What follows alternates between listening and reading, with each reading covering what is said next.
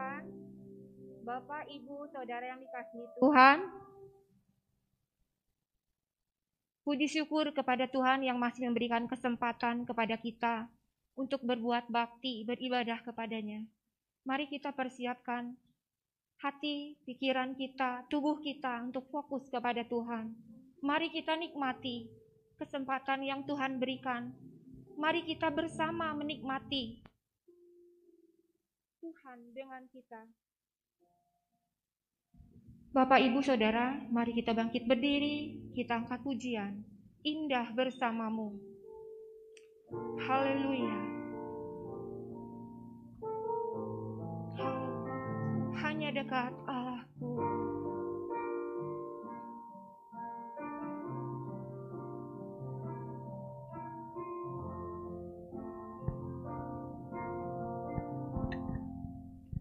Hanya dekat Allahku, rasa tenang hatiku, Kau sertai jalanku,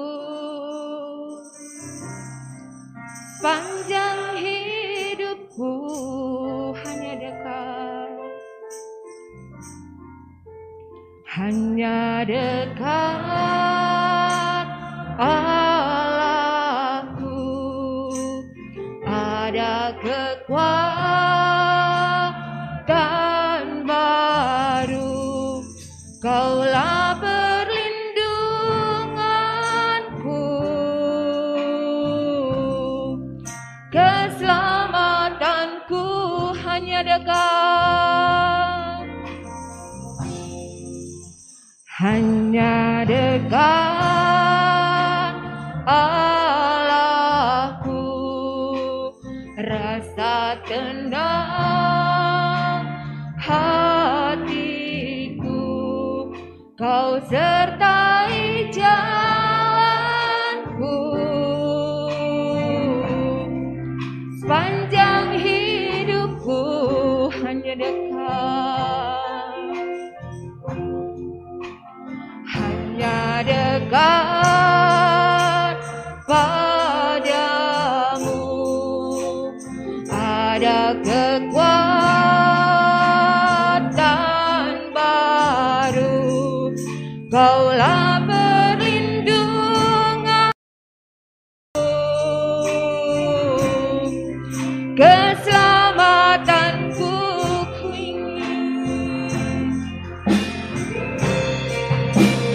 ingin selalu bersekutu denganmu, menikmati hadiratmu, biarkan rohmu tinggal dalam hidupku. Sungguh indah bersamamu selamanya. Hanya dekat, hanya dekat Allahku, rasa tenang hatiku, Kau sertai jalanku, sepanjang hidupku. Haleluya. Hanya dekat, hanya dekat padamu, ada kekuatan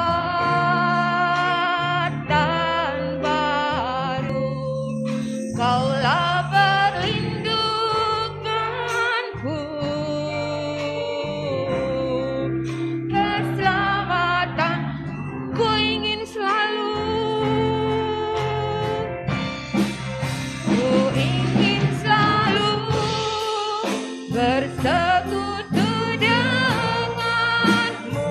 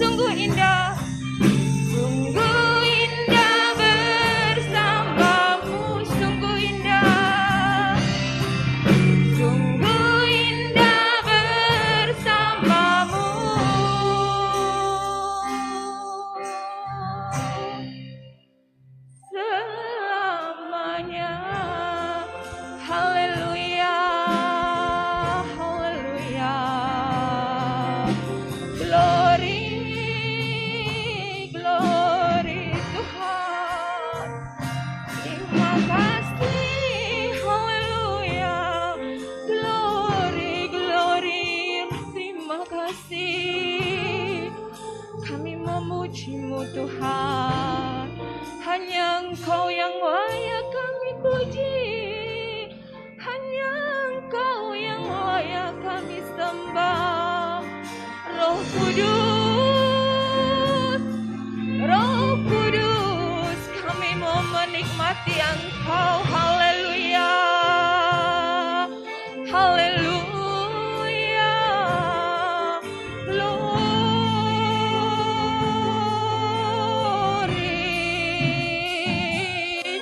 glory. Puji Tuhan, haleluya, terima kasih Bapa. Nanti dengan kasih Kristus, Ibu Gembala akan berdoa untuk ibadah kita sepanjang sore hari ini. Kita angkat pujian, ku ingin selalu bersekutu dengan bersekutu denganmu, menikmati hadiratmu, biarkan Roh-Mu tinggal dalam hidupku.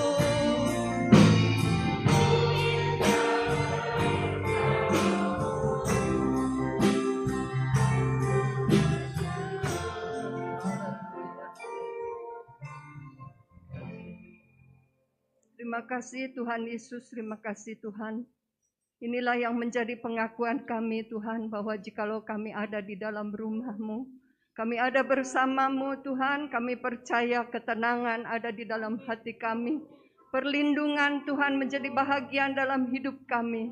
Terima kasih Tuhan Yesus untuk kesempatan ini kami boleh menikmati Engkau Tuhan. Biarlah Tuhan Yesus Roh Kudus-Mu sendiri yang bekerja ya Tuhan Yesus. Menyucikan hati kami, melayakkan kami Tuhan. Engkau sucikan, kuduskan kami Tuhan dari segala kebencian, dari segala hal-hal yang tidak berkenan kepadamu Tuhan. Kami ingin layak di hadapan Engkau Tuhan Yesus. Sehingga ketika kami memuji dan membesarkan nama-Mu Tuhan, Roh-Mu bekerja. Engkau memberkati hati kami ya Tuhan Yesus. Berkati setiap yang hadir pada sore hari ini Tuhan. Juga saudara-saudara kami yang mengikuti live streaming. Kami percaya Tuhan Yesus, Engkau ada di mana-mana. Terima kasih Tuhan, terima kasih semua yang melayani Engkau Tuhan pada sore hari ini. Engkau berkati ya Tuhan dengan urapan-Mu yang khusus. Terima kasih Tuhan Yesus, terima kasih Tuhan Yesus. Terima kasih Bapa. Di dalam nama Tuhan Yesus Kristus kami berdoa dan mengucap syukur. Haleluya. Amin. Puji Tuhan, silakan duduk. Kita angkat pujian. Yesus adalah tempat perlindungan. Haleluya.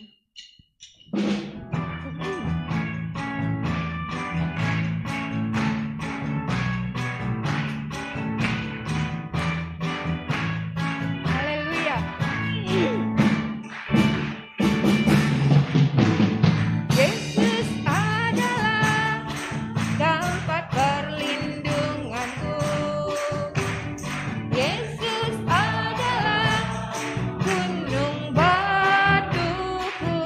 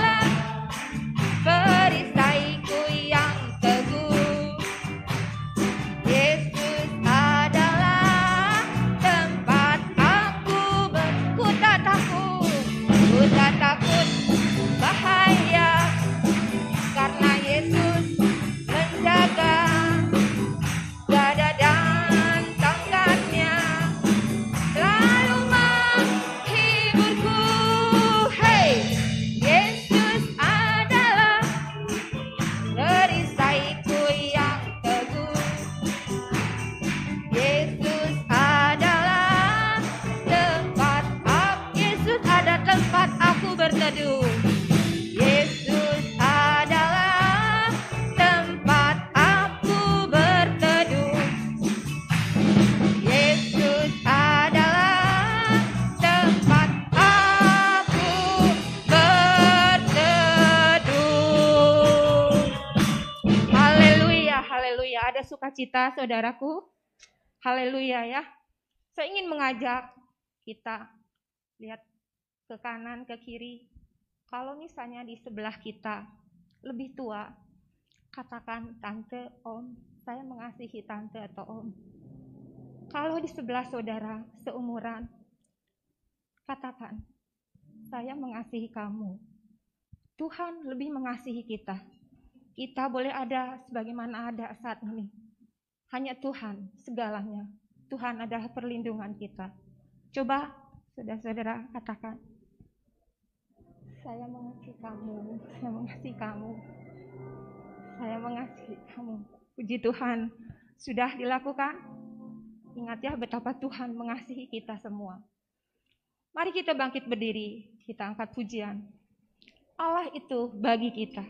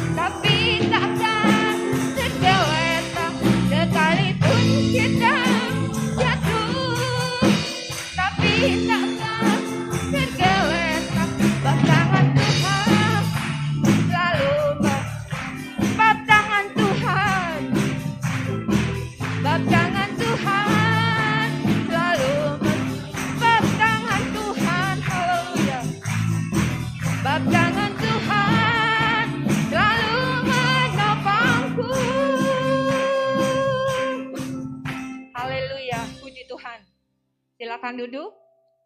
Saya buka ruang saksian. Siapa yang mau bersaksi, Bapak Ibu Saudara, mari silakan ke depan.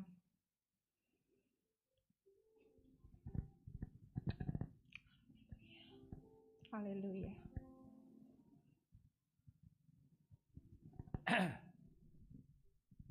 Puji Tuhan, saudara, selamat sore. Selamat kita beribadah di dalam kasih Tuhan.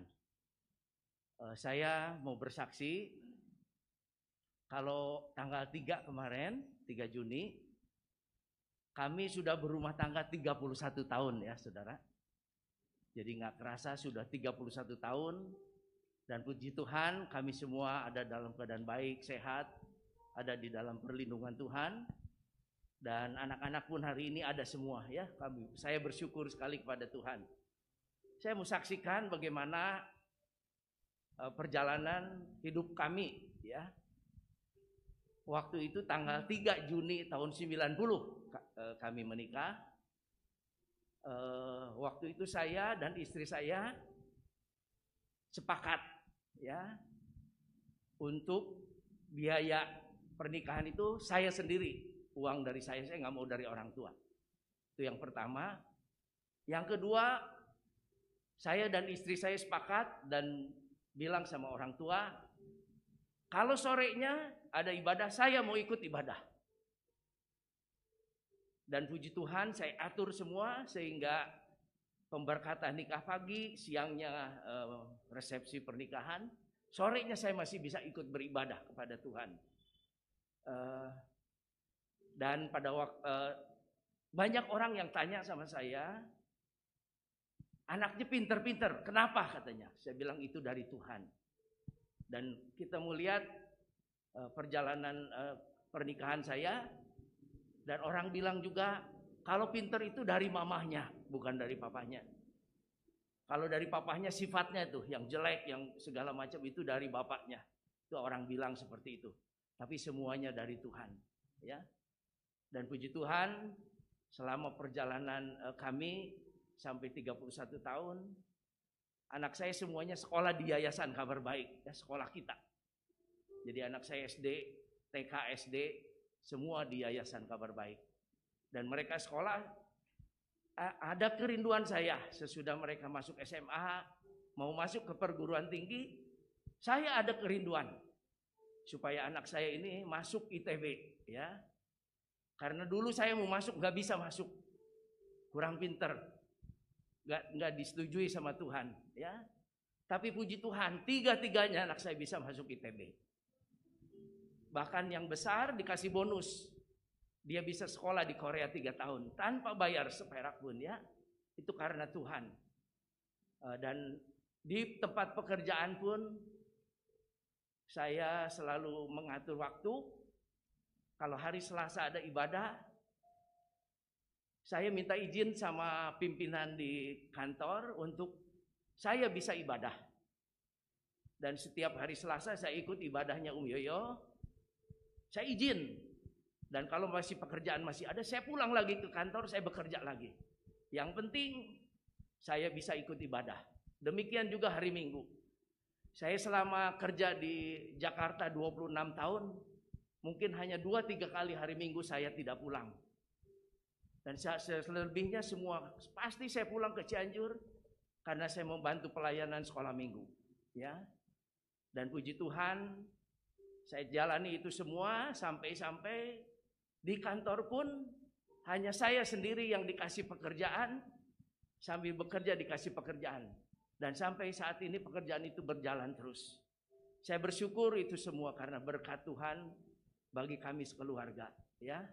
Dan saya bersyukur, berterima kasih untuk Bapak Gembala khususnya. Kita sampaikan kepada Ibu Gembala yang selalu memberikan firman Allah bagi kami sekeluarga. Dan satu hal lagi saudara, sejak anak-anak, dari bayi sampai dia besar, saya bawa terus ke gereja. Mungkin saudara ingat anak-anak saya waktu kecil pasti ada di gereja hari Minggu.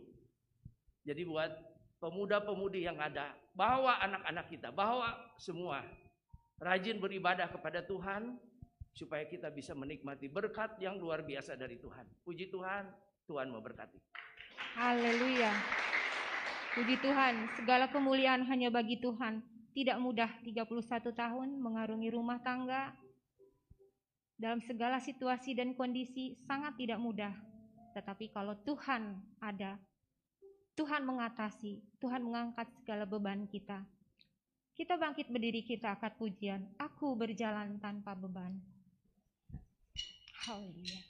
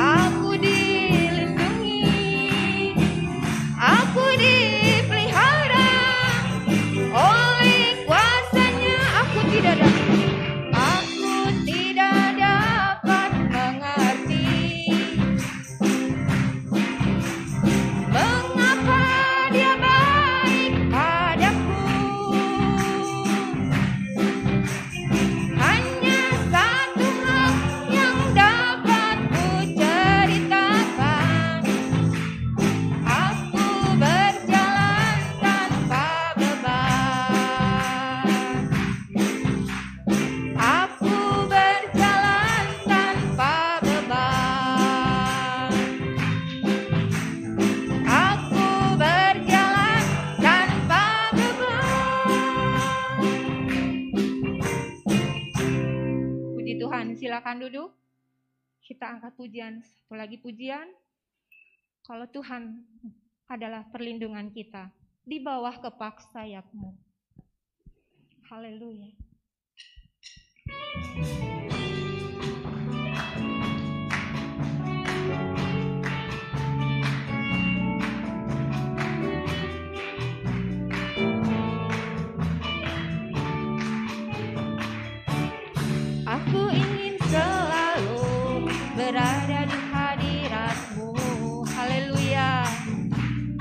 Aku ingin selalu berlindung dalam naungan-Mu.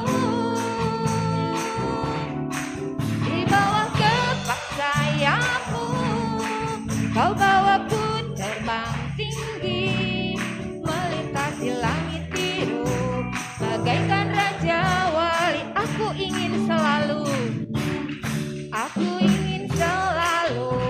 berada di hadirat-Mu. Haleluya. Aku ingin selalu berlindung dalam naungan-Mu. Di bawah kepak sayap-Mu, Kau bawaku terbang tinggi, melintasi langit biru, bagaikan Raja Wali.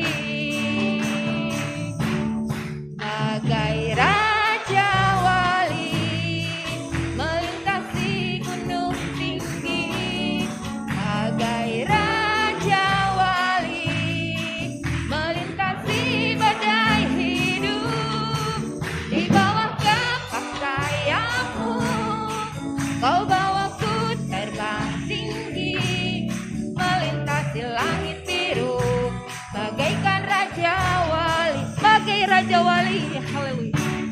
Bagai Raja Wali melintasi gunung tinggi, bagai Raja Wali melintasi badai hidup. Di bawah kepak sayap-Mu, Kau bawaku terbang tinggi, melintasi langit biru, bagaikan Raja Wali. Melintasi langit biru, melintasi langit biru, bagaikan Raja Wali. Melintasi langit biru, bagaikan Raja Wali. Haleluya, haleluya, haleluya. Kiranya persembahan pujian kita boleh menjadi dupa yang harum bagi Tuhan. Tuhan terberkati, kita juga terberkati. Sebentar kita akan mendengar firman Tuhan. Mari kita bangkit berdiri, kita angkat pujian. Engkaulah kekuatanku. Haleluya.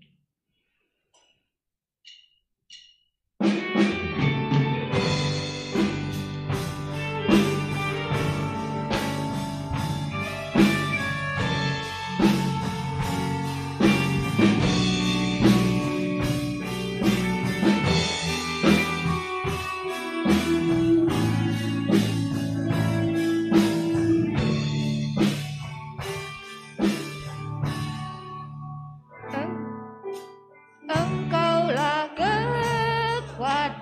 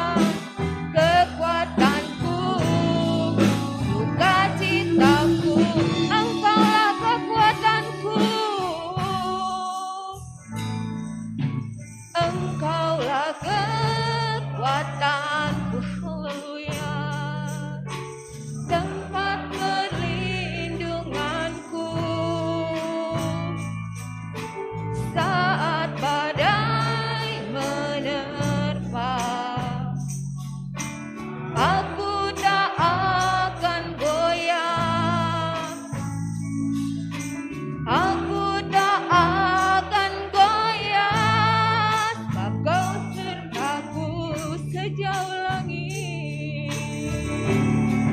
sejauh langit dari bumi, begitu besarnya kasih-Mu, penuhi hati kami yang rindu menyembah-Mu. Yesus, sejauh langit dari bumi, begitu besarnya kasih-Mu. Kaulah Tuhan, kekuatanku, sukacitaku. Kaulah Tuhan, kekuatanku. Kaulah Tuhan, kekuatanku, sukacitaku. Kaulah Tuhan, Kaulah Tuhan, kekuatanku,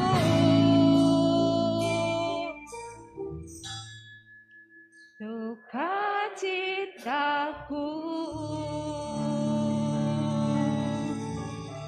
Haleluya, glory. Puji Tuhan, dengan kasih Kristus, Bapak King akan berdoa untuk firman Tuhan. Haleluya. Mari kita berdoa. Haleluya. Kami bersyukur kepadamu Tuhan. Glory Tuhan. Berterima kasih buat kesempatan ini. Terima kasih. Kami boleh memuji Engkau. Amin. Dan kami yakin hadirat-Mu ada Amin. bersama-sama dengan Terima kami. kasih, Tuhan. Terima kasih kalau sebentar kami mau diberkati oleh firman-Mu. Urapi hamba-Mu, Haleluya. urapi kami semua Tuhan. Amin. Sehingga firman Tuhan menjadi berkat bagi kami, Glory. berdampak di dalam kehidupan kami Tuhan. Terpujilah nama. Terima kasih, kami siap mendengarkan firman-Mu dan kami alaskan doa ini hanya di dalam nama Tuhan Yesus Kristus. Haleluya. Amin. Amin. Puji Tuhan, silakan duduk. Pelayanan firman Tuhan saya serahkan kepada Pendeta Revi Awendatu.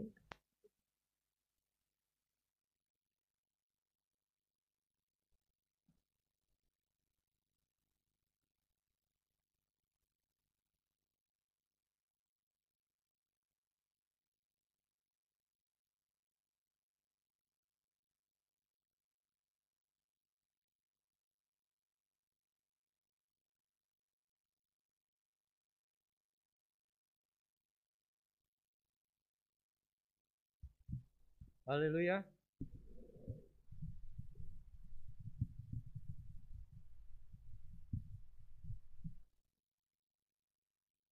Selamat sore saudara, selamat kita berjumpa kembali dalam ibadah minggu sore ini.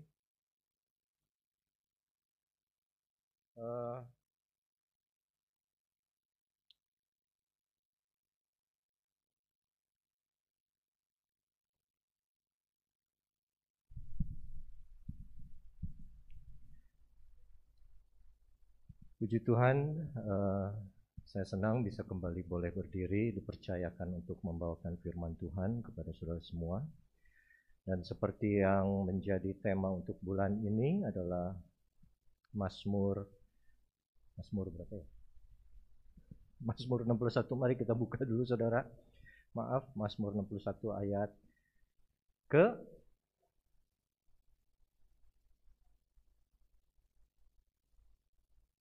ayat keempat. Mari kita baca bersama-sama. 1, 2, 3. Sungguh engkau telah menjadi tempat perlindunganku, menara yang kuat terhadap musuh. Puji Tuhan. Saudara, kita sudah tahu bahwa ini ditulis oleh Raja Daud. Dan sebagai seorang raja yang tumbuh dari sebuah keluarga yang sederhana, juga dimulai dengan pekerjaan yang tidak mulia sebagai penjaga domba. Dia boleh duduk dalam satu posisi yang dijanjikan Tuhan. Namun demikian begitu banyak cobaan, tantangan di dalam kehidupan Daud, sehingga dia bilang dalam ayat 4 yang barusan kita baca, sebetulnya dalam bahasa Inggrisnya ditulis, "For you have been a shelter for me." Saya minta izin buka ya, karena suka berembun aja. "For you have been a shelter for me." Artinya, karena engkau sudah menjadi tempat perlindungan. Shelter, tempat perlindungan yang sementara, bukan untuk selamanya. Tempat pemberhentian bis, itu namanya bis shelter. Tempat penumpang, calon penumpang berlindung dari panas dan terik hujan. Apakah akan ada di situ seterusnya? Tidak. Itu hanya sementara saja tempat perlindungannya. Atau juga ini shelter dalam bahasa aslinya dipakai juga untuk menggambarkan sebuah tempat pengungsian. Jadi kalau saudara lihat ada bencana di sana sini, terus banyak yang terkena bencana itu dan mereka mengungsi, pemerintah mendirikan shelter-shelter, tempat pemberhentian, tempat pengungsian, tempat berlindung sementara. Dan itu Daud sudah rasakan berkali-kali.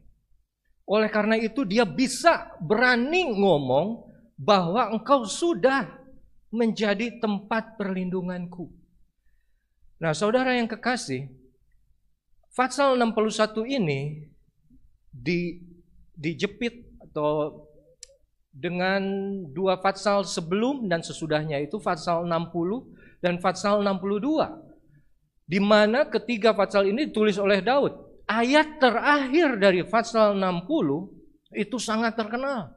Dengan Allah akan kita lakukan perbuatan-perbuatan gagah perkasa.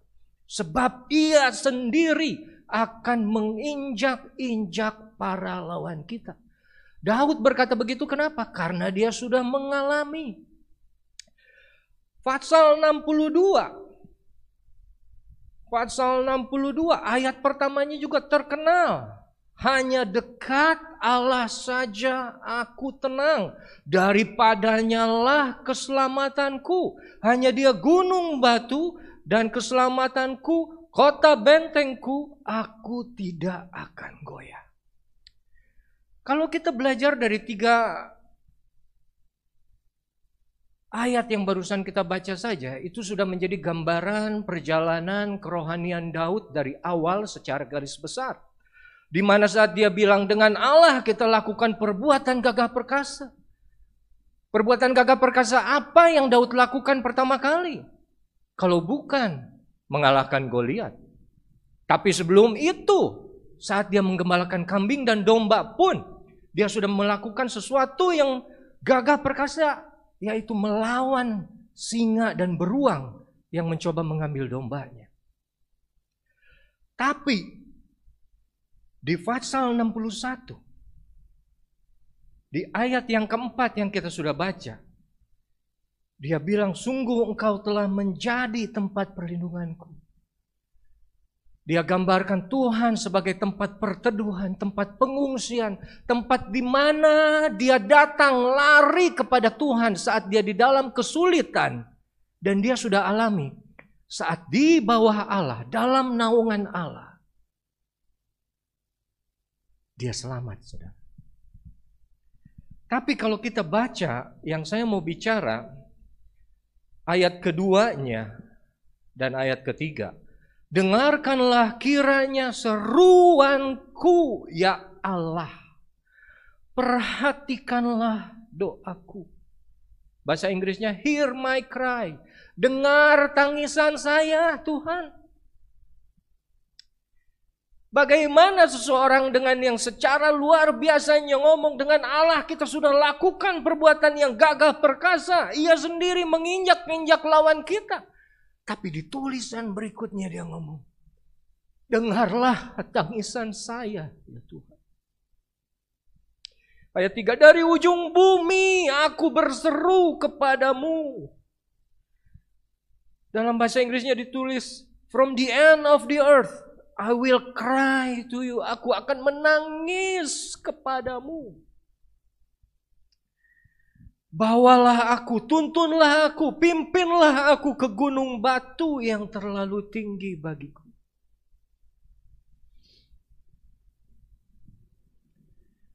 Oleh karena itu, saudara, judul khotbah saya pada sore hari ini adalah berserulah. Mari kita buka satu cerita yang sudah sering kita baca dalam Matius 14.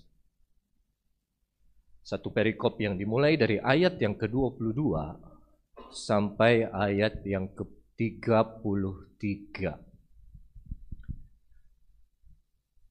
Sesudah itu Yesus segera memerintahkan murid-muridnya naik ke perahu dan mendahuluinya ke seberang. Sementara itu ia menyuruh orang banyak pulang. Dan setelah orang banyak itu disuruhnya pulang, Yesus naik ke atas bukit untuk berdoa seorang diri. Ketika hari sudah malam, ia sendirian di situ. Ya, sebelum kita baca lebih lanjut, kita berhenti dulu di situ. Saudara, perikop ini diawali dengan satu mujizat yang luar biasa untuk orang Israel saat itu, yaitu 5.000 orang Tuhan kenyangkan. Mujizat satu-satunya mujizat yang ditulis dalam keempat Injil.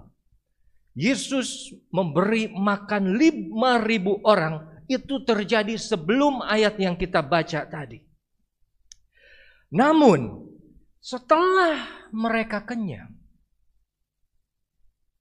Yesus di ayat 22 bilang, setelah itu Yesus segera memerintahkan murid-muridnya naik ke perahu dan mendahuluinya.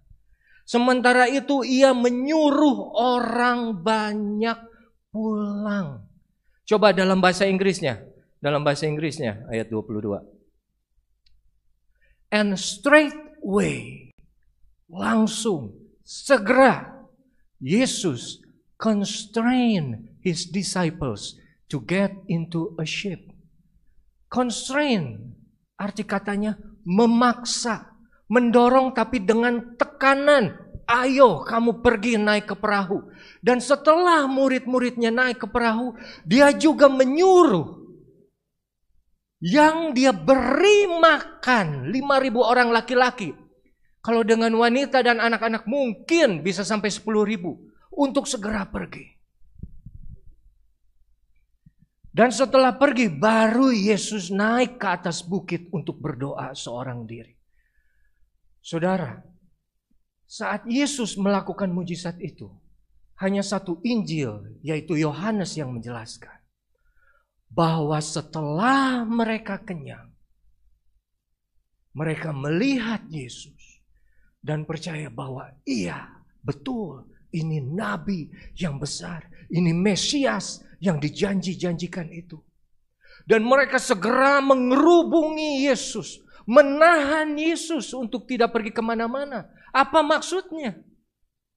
Mereka ingin menjadikan Yesus sebagai raja untuk mereka, sebagai pembebas untuk mereka. Mereka mengeluh-ngeluhkan Yesus, inilah pembebas kita, inilah yang sudah dijanjikan dari dulu. Mari kita angkat dia, mari kita ikut dia, mari kita jadikan dia raja. Yesus sebagai Tuhan, dia tahu apa tujuan orang-orang ini. Tapi dia malah menyuruh murid-muridnya pergi. Dan dia sendiri sebagai gembala yang agung itu. Dia tidak lihat ini domba-dombanya. Domba-domba yang membutuhkan dia, tapi tidak dengan niat yang betul. Dia menyuruh mereka pergi. Dan Yesus naik sendiri ke atas gunung untuk berdoa. Saudara, kadang saat kita melakukan satu kebaikan untuk orang, Khususnya untuk orang banyak. Dan orang banyak itu mulai berterima kasih kepada kita. Bersyukur, memuji-muji kita. Dan mereka malah kadang ingin menjadikan kita sosok pemimpin. Mengangkat kita menjadi raja di atas mereka. Kenapa? Karena mereka sudah kenyang secara fisik. Perut mereka kenyang. Dan mereka ingin tetap dikenyangkan. Mereka ingin tetap mendapat berkat dari pemimpin itu. 5.000 orang yang dikenyangkan tidak mau melepaskan Yesus. Kenapa? Karena mereka sudah kenyang. Mereka ingin dapat terus berkat jasmani yang mereka sudah dapatkan. Oh, ini orang besar, mujizatnya luar biasa. Kalau kita ikut dia, minimal kita tidak akan pernah lapar. Mari kita ikut Yesus. Karena apa? Karena kamu tidak akan pernah lapar. Tapi Yesus, dia tahu panggilan dia. Dia tahu saatnya belum tiba. Dia tahu dia menjadi raja, ditinggikan oleh Bapaknya. Bukan karena apa yang dia lakukan. Bukan karena apa yang dia lakukan kepada orang-orang itu. Bukan karena manusia ingin mengangkat dia menjadi raja. Tapi karena Yesus melakukan apa yang seharusnya dia lakukan. Yaitu mati di kayu salib menebus dosa manusia.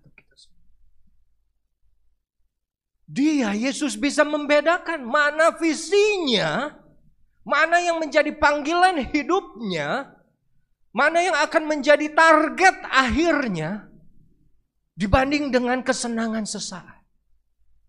Begitu banyak manusia gagal di tengah jalan. Kenapa? Ya betul kita dituntut berbuat baik. Ya betul kita harus menolong orang lain yang membutuhkan pertolongan. Tapi saat kita tolong dan kita dipuji-puji, kita diangkat, wah betul kamu pantas jadi pemimpin. Kamu jadi pemimpin kami lah. Kenapa? Karena motivasinya memang kita tahu. Dan di saat kita sudah terlena di situ, kita berhenti di situ. Dan kita tidak akan memenuhi panggilan kita, visi kita, rencana Tuhan yang sebetulnya untuk kita. Putus, kenapa? Karena kita terlena dengan puji-pujian orang yang ada di situ. Yesus tidak terlena. Yesus tidak makan pujian. Ya tahu aku berbuat baik, tapi bukan ini tujuan akhir untuk kamu. Kamu tidak bisa mengangkat aku menjadi raja sekarang. Ada saatnya, tapi bukan sekarang. Aku harus terus melanjutkan banyak pekerjaan yang aku harus jalani. Pelajaran pertama, saudara. Jangan salah berhenti. Jangan berhenti di titik yang salah. Karena hanya pujian, karena hanya orang menginginkan kita tinggal di situ. Bukan berarti itu panggilan Tuhan buat saudara.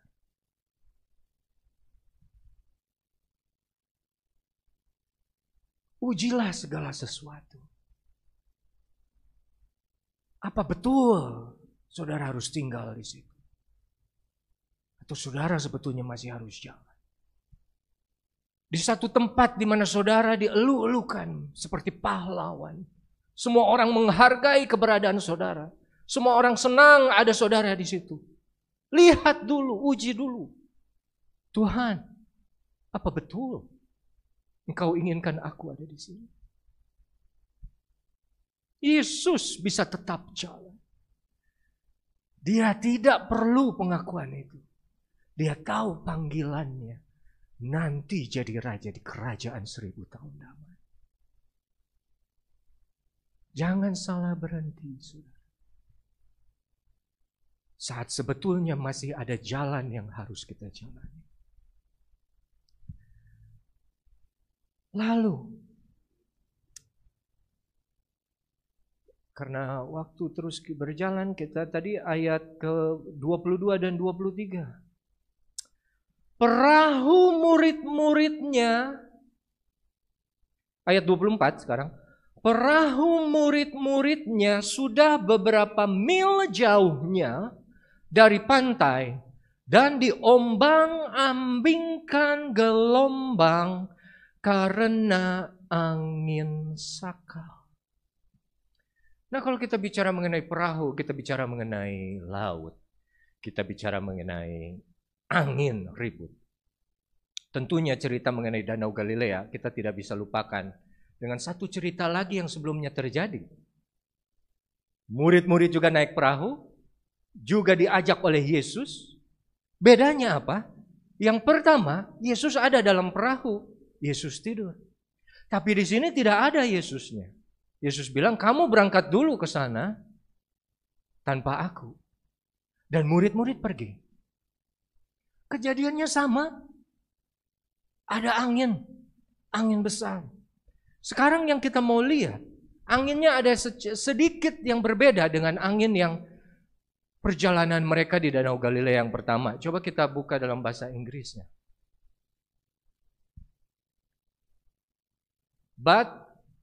Tetapi the ship was now in the midst of the sea.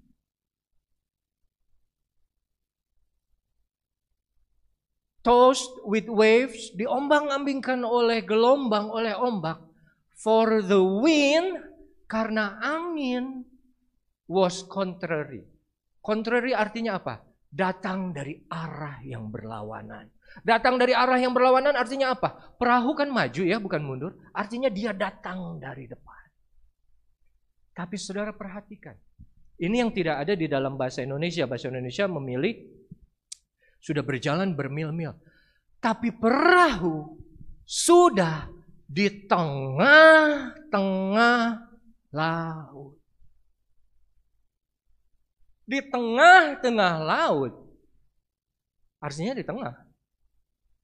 Tidak ada sedikit cenderung ke belakang, tidak ada sedikit cenderung ke depan, tidak ada sedikit cenderung ke kiri ataupun ke kanan. Di tengah-tengah laut datang angin. Dalam hidup kita betul kadang bisa dalam satu titik yang kita mesti ambil keputusan. Ada ceritanya kadang kita ada di persimpangan jalan katanya. Persimpangan jalan masih gampang saudara, kita cuman bingung. Tapi kita tahu harus kemana, kenapa? Karena jalannya kelihatan. Ada ke depan kita bisa lihat. Ada ke kanan, ada ke kiri, atau mundur ke belakang. Tapi di tengah-tengah laut, saudara tidak ada pilihan. Dan begitulah hidup kita kadang. Kita sudah ambil keputusan untuk mengerjakan apa yang kita percaya Tuhan berikan kepada kita. Melakukan apa yang kita percaya Tuhan jadikan mimpi, jadikan visi dalam hidup kita. Dan kita jalani, ternyata begitu kita sudah jalani, kita lakukan itu pas di tengah-tengah perjalanan hidup itu. Ada tantangan, ada cobaan, ada ujian yang kita bikin bingung. Aduh Tuhan, aku mau mundur sudah terlambat. Aku mau maju tapi begitu menakutkan yang di depan. Aku tidak tahu bagaimana. Saudara bisa dalam satu pekerjaan, saudara sudah bekerja dalam satu perusahaan bertahun-tahun kerja, saudara dipakai, saudara bagus, naik karir. Tapi begitu di tengah-tengah sudah 10-20 tahun bekerja di situ, baru tahu, oh ternyata ini sarang korupsi. Oh ternyata teman-temanku bukan orang yang percaya Tuhan. Oh mereka orang yang melawan Tuhan. Tapi saya mau resign sudah terlambat. Karena saat saya resign, saya tidak mungkin lagi diterima bekerja di tempat lain karena usia saya. Tapi saya mau maju juga, luar biasa tantangan yang ada di tempat saya. Kadang juga dalam satu hubungan, sudah berpasangan bertahun-tahun. Sudah menjanjikan komitmen yang luar biasa. Begitu ketemu satu titik, ternyata dia tidak setia. Dia orangnya begitu, begini. Tapi aku sudah memberikan segalanya. Sudah terlambat bagiku untuk menarik diri, tapi untuk maju pun aku sudah tidak mau. Aku sudah takut. Di tengah-tengah laut kita dalam satu posisi yang tidak berdaya. Tapi itu angin datang dari arah yang berlawanan. Angin datang dari arah depan. Yang menghambat kita untuk maju mencapai apa yang Tuhan suruh kita lakukan. Dan kadang kita capek, saudara. Kadang kita capek. Saya sudah ambil keputusan. Saya sudah beri hidup ini untuk Tuhan. Tapi ada satu titik, sudah tidak bisa mundur lagi. Tapi maju juga susah. Dan angin yang datang dari depan, saudara tahu. Zaman dulu belum ada perahu motor kan ya. Jadi perahu jalan hanya dengan dua cara. Angin meniup layar atau dengan dayung.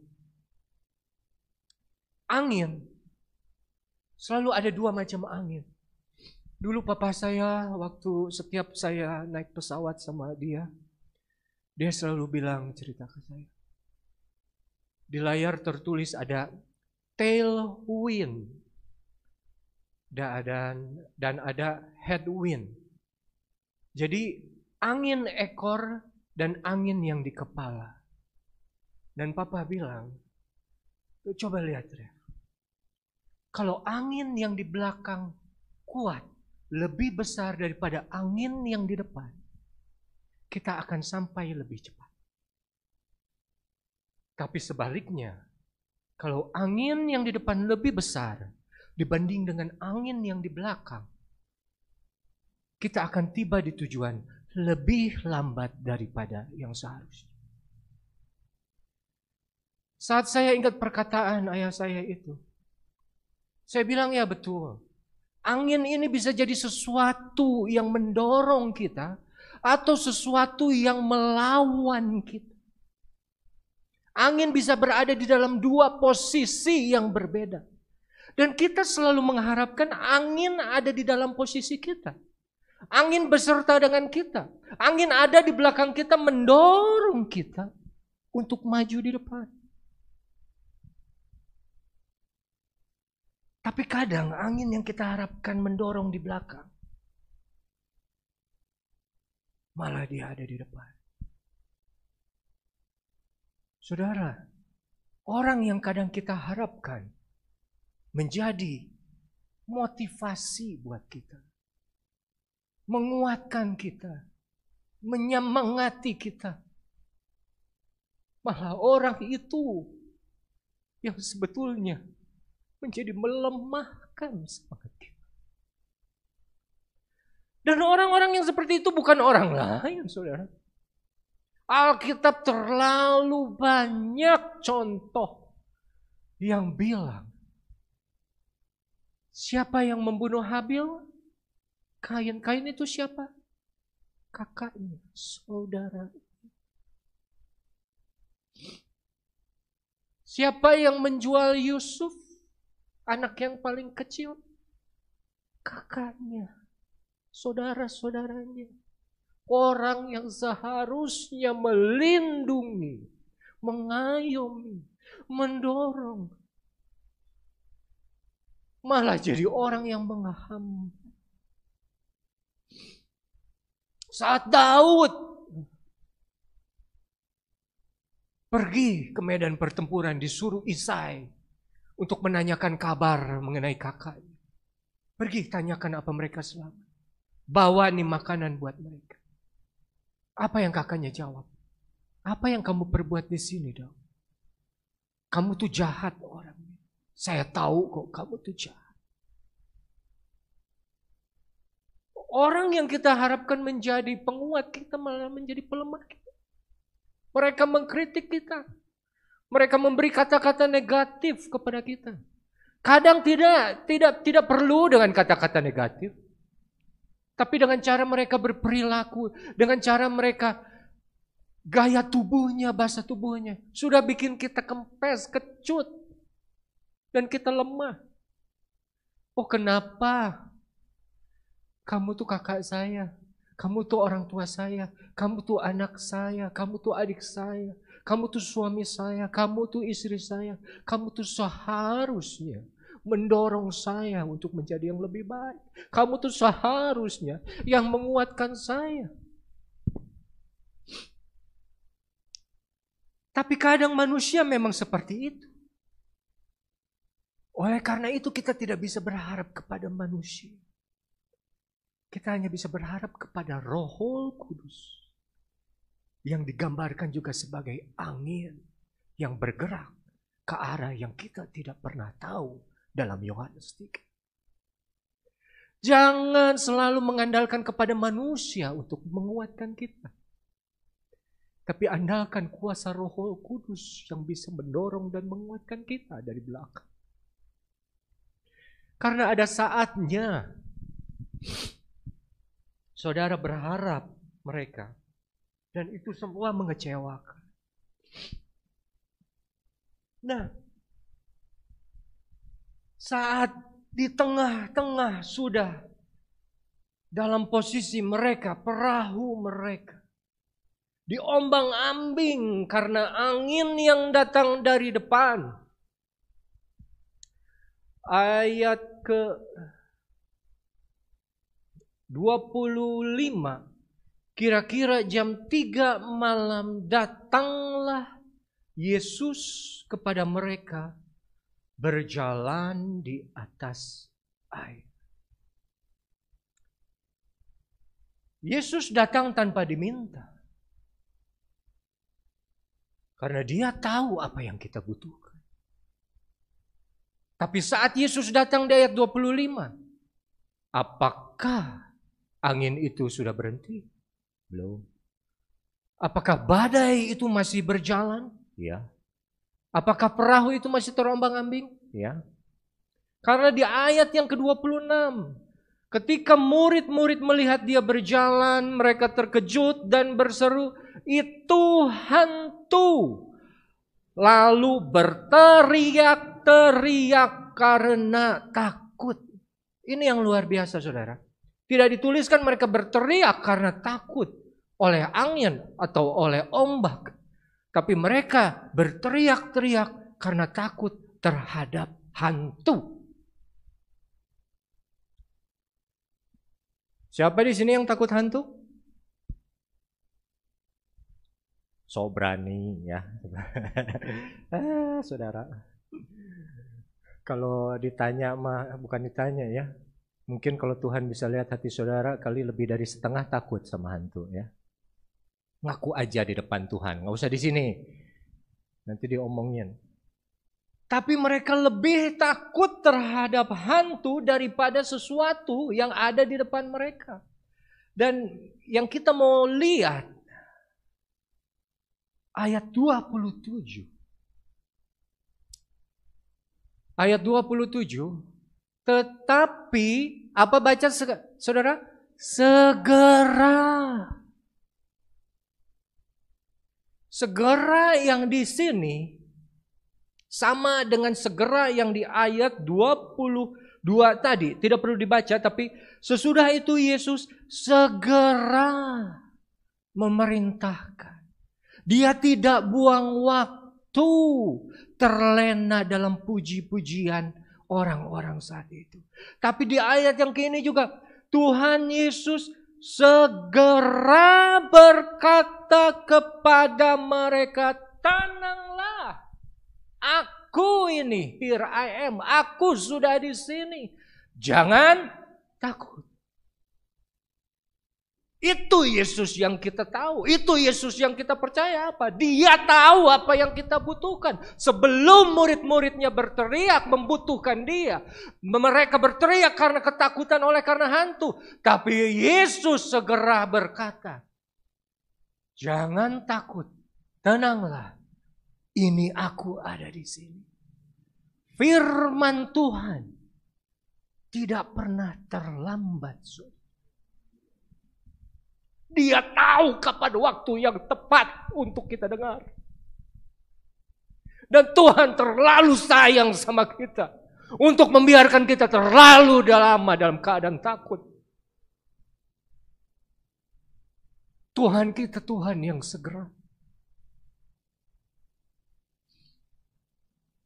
Dan dia bilang, ini firman-Nya Yesus kepada murid-muridnya.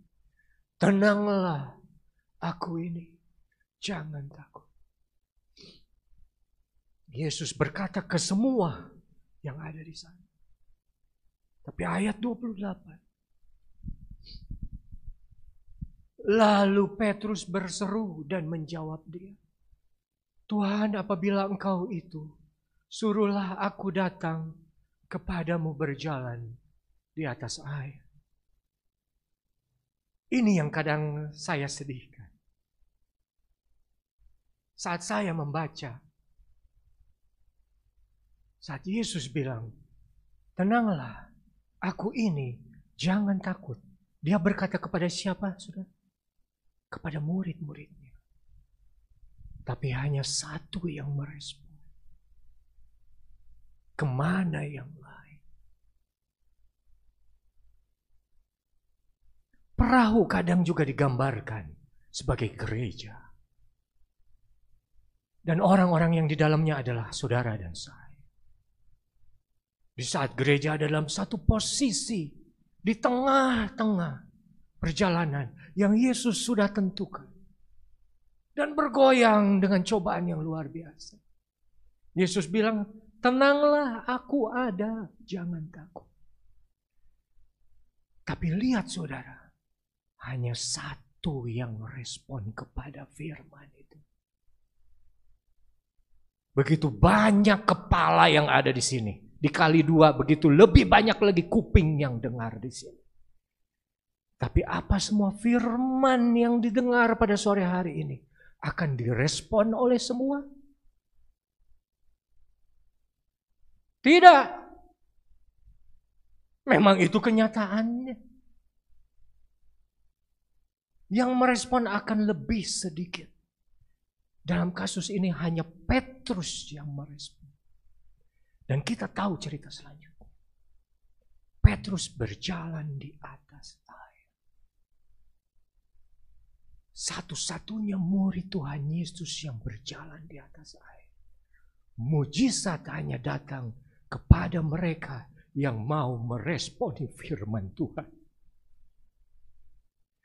Jangan salah, saudara. Jangan anggap firman tidak ada kuasanya.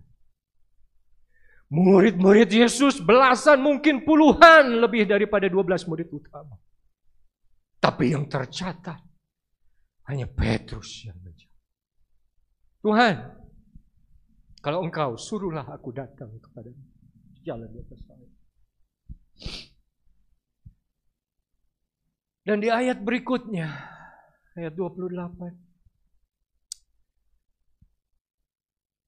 Ayat 29 ya. Kata Yesus, datanglah. Maka Petrus turun dari perahu dan berjalan di atas air mendapatkan Yesus. Tuhan kita itu Tuhan yang hidup dan Tuhan kita itu Tuhan yang senang. Apabila orang yang dia ajak bicara mendengar firman-Nya dan meresponi. Setelah dia mendengar respon dari dombanya, dia jawab kembali. Jawab apa? Sesuai dengan permintaan Petrus. Petrus bilang apa? Tuhan, bikinlah aku berjalan di atas air. Oke. Karena hanya Engkau yang meresponi firman-Ku. Karena hanya Engkau yang jawab aku saat aku berfirman kepada kamu. Datang, lakukan, ayo, apapun yang kamu minta jalan di atas air, mungkin, kalau Petrus bilang, Tuhan kalau itu kamu, Tuhan kalau itu Engkau, terbangkanlah aku, datang, terbang. Apapun yang Petrus minta, apapun yang kita minta, itu bisa terjadi, kenapa? Karena kita meresponi firman Allah. Bukan karena Petrusnya, tapi karena kuasa firman Tuhan yang kita responi. Jangan jadi 12 murid yang lain sisanya tuh. Murid Yesus banyak, ada 12. Selain 3 murid yang utama. Tapi coba saudara lihat, cuman beberapa saja yang Tuhan izinkan mengalami mujizat yang luar biasa. Ada beberapa murid yang tidak pernah tertulis melakukan apapun. Tapi Petrus berjalan di atas air. Dia mendapatkan apa yang dia minta. Mujizat ada bagi mereka yang meresponi firman Tuhan. Tapi saat dia mulai berjalan di atas air.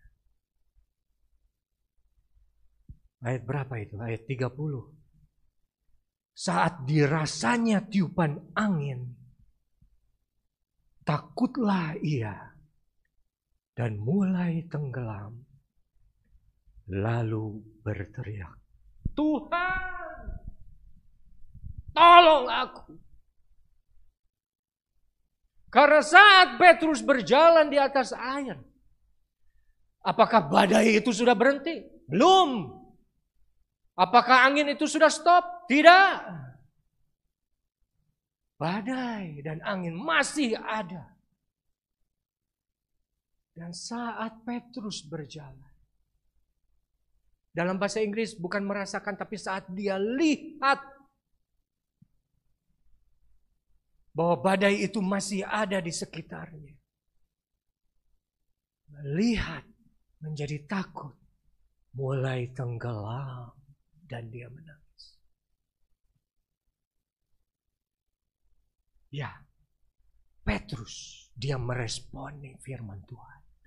Dia memiliki hati di mana saat firman Tuhan ditabur, firman itu, benih itu boleh tumbuh. Tapi rupanya hatinya masih seperti hati yang ada semak belukar. Di mana saat benih itu tumbuh, tapi saat kesukaran dunia mulai datang, mulai terlihat dan menghimpit benih firman Tuhan itu yang asalnya dia mulai berjalan, tapi lama-lama dia tenggelam ke dalam dunia. Makin lama makin hilang, makin jauh dari Tuhan. Tuhan yang sebenarnya ada di depan dia secara jelas, mata dengan mata. Akhirnya dia sendiri yang mulai tenggelam jauh, jauh, jauh. Dan dia berteriak, saudara, Tuhan tolong aku.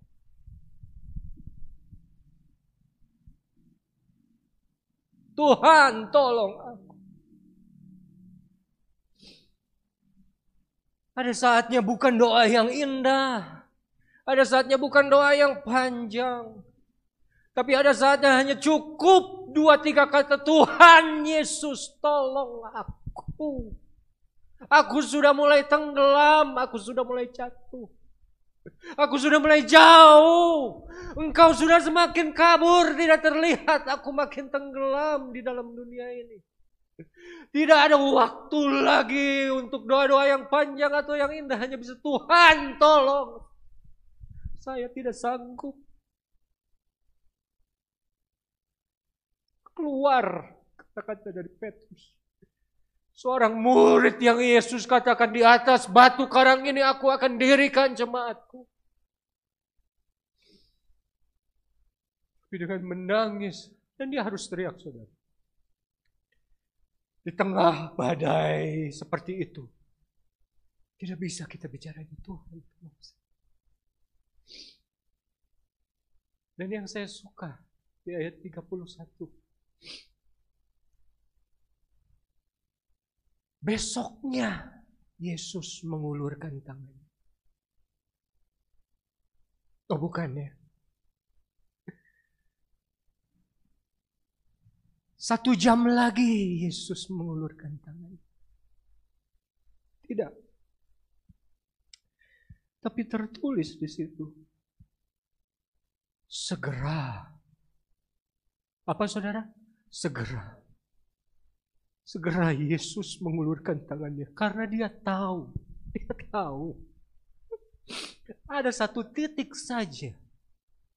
Kalau dia tidak segera, Petrus akan tenggelam. Tapi pertolongan Tuhan tidak pernah terlambat. Itu yang harus kita imani. Masalahnya kepada siapa saudara berteriak saat saudara dalam keadaan susah yang mau mati seperti itu? Kepada siapa saudara berteriak? Menggambarkan siapa yang paling tinggi di dalam hati saudara? Kepada siapa saudara minta tolong menggambarkan siapa yang ada di depan saudara? Kepada siapa saudara minta tolong menggambarkan siapa yang ada di dalam pikiran saudara? Apakah Yesus yang awal dan yang akhir ada nomor 1 di dalam hati dan pikiran kita?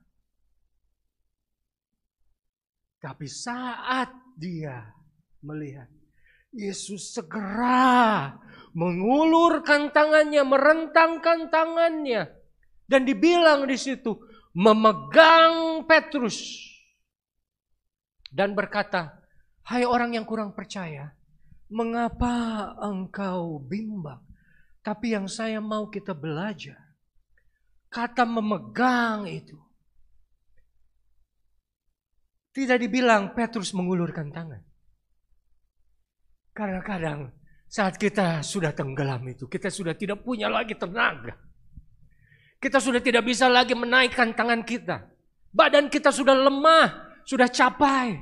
Kita hanya bisa ngomong di akhir hidup kita, "Tuhan tolong saya," dan langsung Yesus segera mengangkat, menarik Petrus itu keluar dari air itu.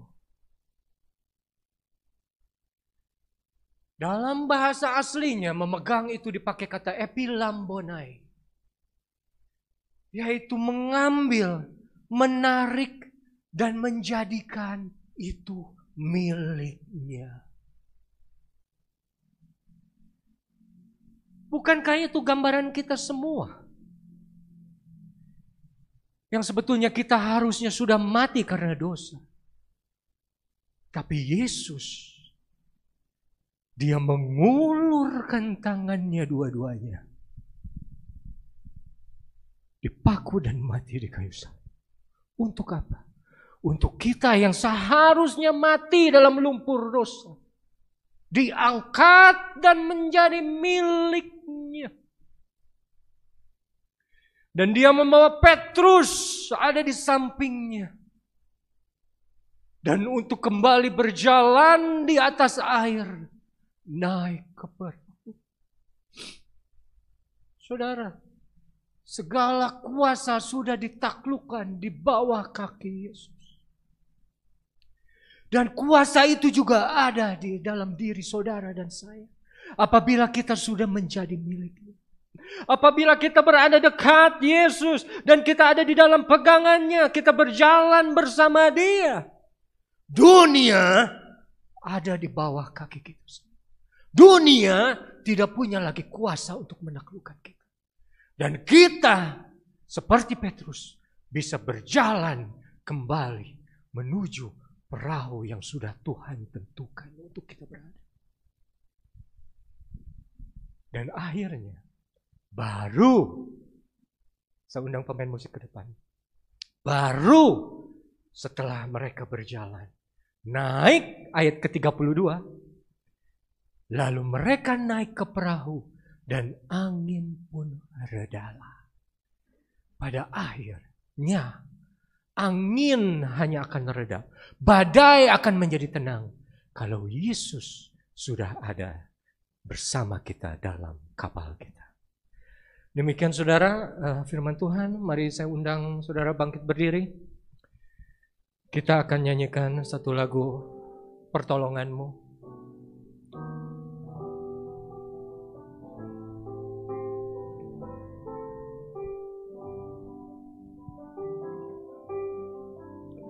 Mari kita nyanyikan dengan penuh percaya.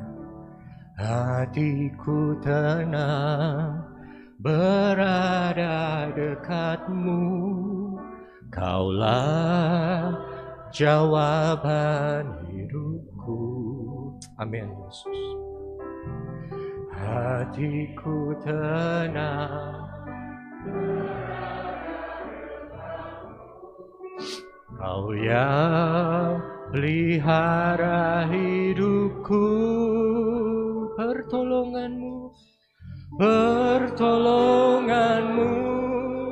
begitu ajaib. Kau telah memikat hatiku di saat aku tak sanggup lagi. Di situ tanganmu bekerja, amin. Pertolonganmu begitu ajaib. Kau telah memikat hatiku, amin. Di mataku tertuju padamu, ku rasakan kasih-Mu Tuhan. Mari kita nyanyikan kembali dari awal, tapi sebagai pengakuan iman bahwa kita hanya tenang dekat Dia. Ku tenang berada dekat-Mu, Kaulah jawaban hidupku. Hatiku tenang berada dekat-Mu, Kau yang pelihara hidupku. Pertolongan Tuhan, hanya itu yang kita perlu. Haleluya Yesus, terima kasih Tuhan. Haleluya, memikat hatiku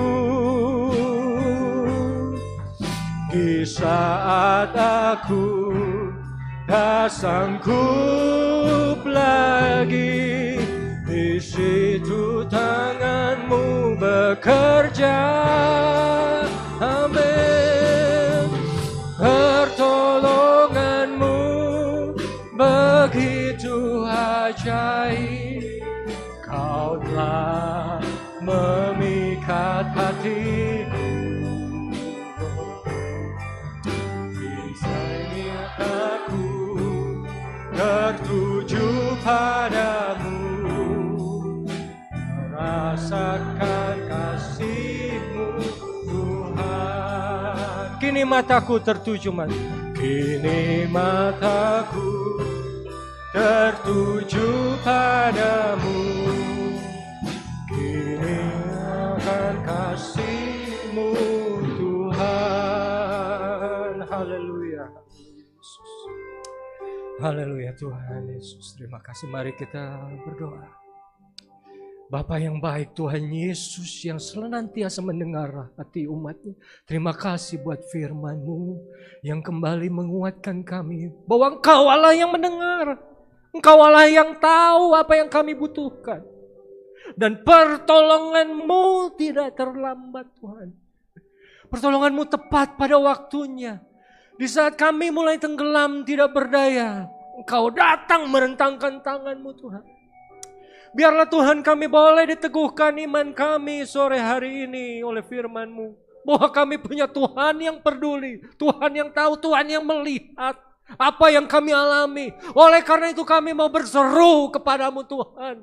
Dari begitu banyak jemaat yang hadir pada sore hari ini, hamba-Mu berdoa, dengarlah seruan pertolongan dari mereka Tuhan. Dan Engkau akan jawab sesuai dengan rencana-Mu.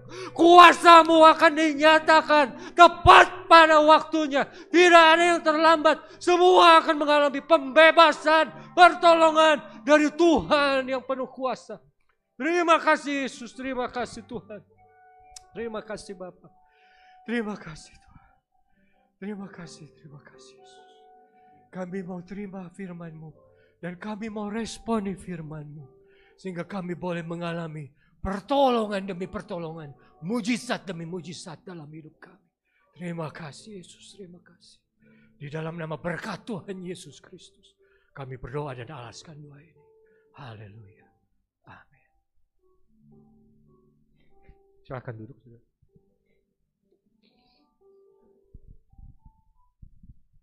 Saya serahkan kepada Umoong.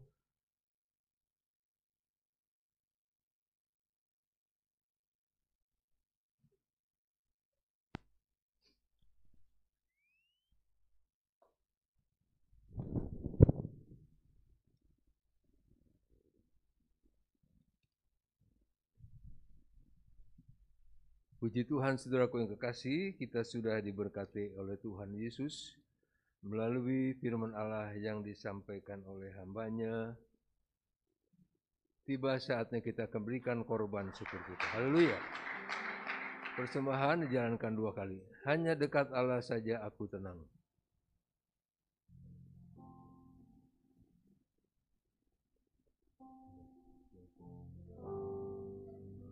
Hanya dekat Allah saja aku tenang, daripada nyala keselamatanku. Hanya Dia gunung batuku, hanya Dia kota bentengku. Aku tidak akan goyah selama-lamanya. Hanya dekat Allah saja aku tenang, daripada nyala keselamatanku. Hanya Dia gunung batuku, hanya Dia kota bentengku. Aku tidak akan goyah selama-lamanya.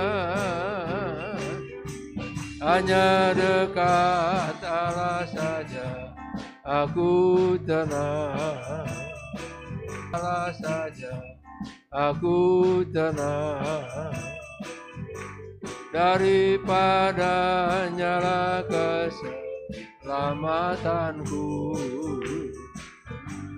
Hanya Dia gunung batuku, hanya Dia kota bentengku.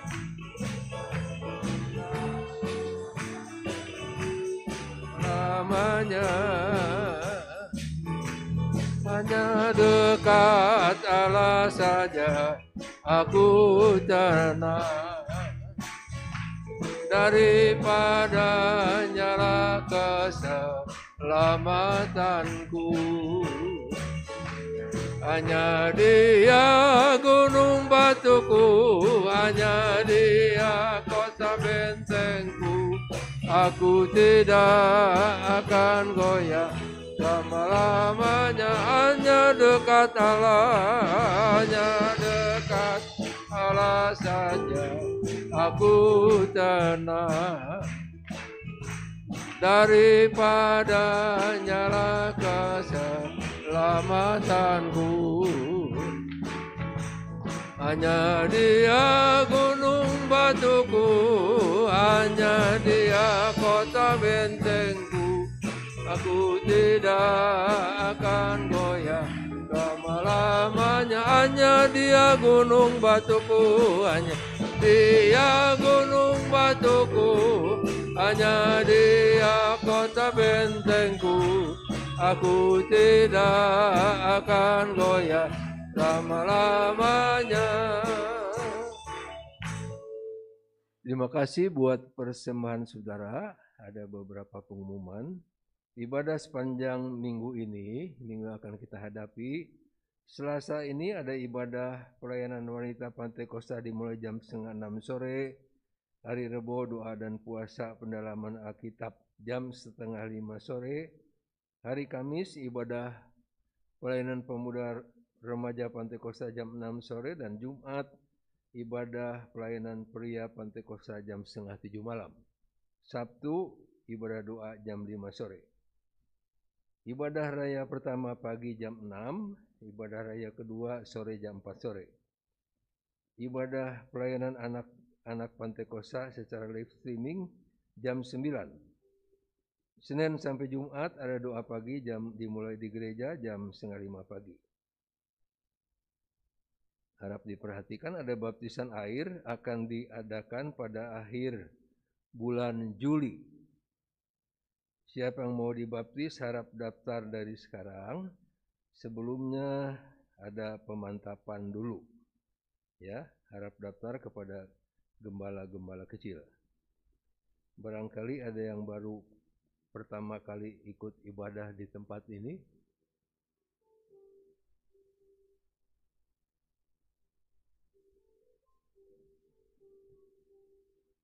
Udah jemaat lama semua. Kalau ada yang baru datang, kagok rek nangtung, rek angkat tangan, selamat bergabung. Tetap ikuti protokol pemerintah, tetap doakan supaya wabah COVID-19 ini segera berlalu, tetap memakai masker dengan benar ya. Rajin cuci tangan, hindari kerumunan, jangan bergerombol gitu, tetap dan selalu berdoa. Tuhan Yesus memberkati. Kita berdiri bersama-sama, kita tutup ibadah ini.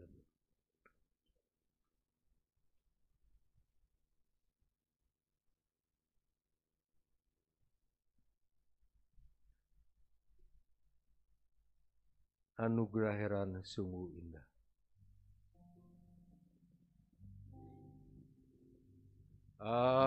Anugerah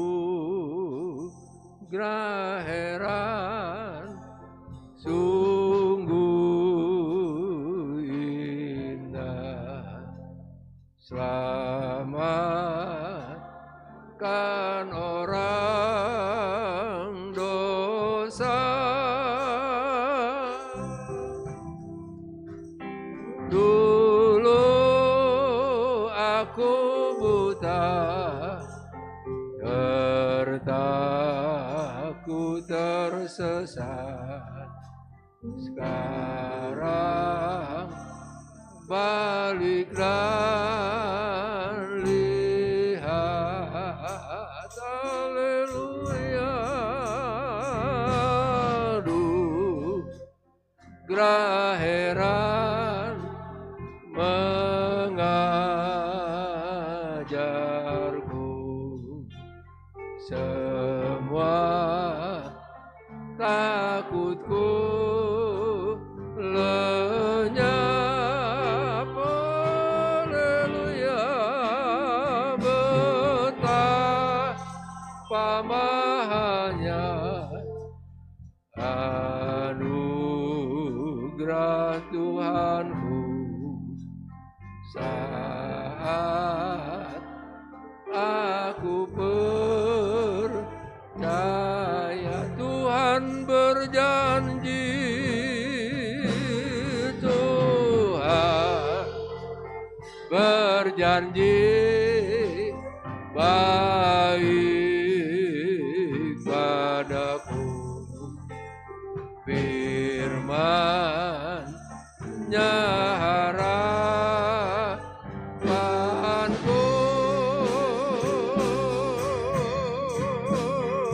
Dia perisaiku dan bagianku. Selama hidupku, dulu aku buta, dulu aku buta, dalamku tersesat. Sekarang balik dan lihat. Saudaraku yang kekasih, mari kita berterima kasih kepada Tuhan Yesus. Syukur, terima kasih kehadirat-Mu Bapa yang sangat baik di dalam nama Tuhan Yesus Kristus yang memungkinkan kami ada sebagaimana kami ada pada sore hari ini. Terima kasih buat segalanya Tuhan yang sudah Engkau atur luar biasa di dalam setiap pribadi kami. Kami dapatkan firman Allah terutama Tuhan, firman-Mu yang mengajar kami supaya kami berseru kepadamu. Senantiasa Tuhan berseru kepadamu, hanya kepada Engkau harapan kami, bukan kepada yang lain, sebab Engkau segera menolong kami. Apapun yang kami hadapi, ibu-ibu, bapak-bapak, anak-anak muda, remaja, keluarga, biarlah waktu kami berseru kepadamu, Engkau datang dan menjawab, segera menolong kami. Terima kasih buat hamba-Mu Bapak Pendeta Revi Aundatu yang sudah menjadi saluran berkat bagi kami. Terima kasih buat pemimpin pujian, singer, pemain musik, semua yang ada. Terima kasih Tuhan buat Ibu Gembala yang Engkau sudah kuatkan mengatur ibadah di tempat ini, mengatur juga di Yayasan Kabar Baik siswa-siswi sekolah Alkitab dan sekolah umum. Engkau yang memberikan kekuatan, kemampuan kepada Ibu Gembala kami untuk mengatur segalanya. Terima kasih Bapa di surga, terpujilah nama-Mu dari selama-lamanya sampai selama-lamanya. Kami sangat bahagia ada di dalam Engkau Tuhan Yesus. Terima kasih Tuhan, terima kasih. Biarlah damai sejahtera-Mu mengawali hati dan pikiran kami, sehingga tidak ada hal-hal negatif, tidak ada kepahitan, sakit hati dan segala macam yang mempengaruhi hati kami. Sebab damai-Mu Tuhan, sejahtera-Mu mengawali hati kami. Sebentar kami berpisah satu dengan yang lain, Engkau tetap bersama dengan kami. Itulah menjadi sukacita kami. Terima kasih Bapa di surga. Itulah sebabnya saudara-saudaraku kekasih, biarlah sebentar kita pulang ke rumah masing-masing dengan membawa serta berkat dari Allah yang menjadi Bapa kita. Di dalam kasih sayang Yesus Kristus, serta penghiburan pengurapan Roh Kudus yang mempersatukan kita senantiasa menjadi satu, mulai saat ini sampai Maranatha, Yesus datang kali yang kedua, di dalam nama Tuhan Yesus Kristus. Yang percaya bilang amin. Amin. Selamat sore, Tuhan berkati.